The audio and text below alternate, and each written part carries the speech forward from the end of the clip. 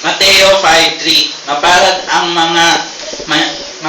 mga taong walang inaasam kundi ang Diyos, sapagkat mapapabilang sila sa kaharian ng langit. Matthew 5:4. Mapalad ang mga nagdadalamati, sapagkat aaliwin sila ng Diyos. Matthew 5:5. Mapalad ang mga mapagkumbaba, sapagkat mamanahin nila ang daigdig. Matthew 5:6. Mapalad ang mga nagugutom at nauwaw, sapagkat bubusugin sila ng Diyos. Matthew 5:7. Mapalad ang mga mabagin, sapagkat kahabagan sila ng Diyos. Matthew 5:8. Mapalad ang mga may malinis na puso, sapagkat makikita nila ang Diyos.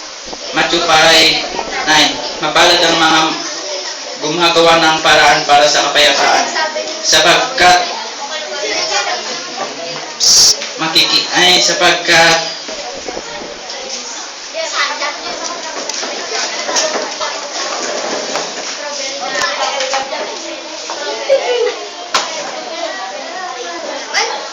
sila'y ituturing anak ng Diyos. Matthew 5:10. Mapalad ang mga inuusig dahil sa pagsunod sa kalooban ng Diyos, sapagkat sila'y mapapabilang sa kaharian ng langit.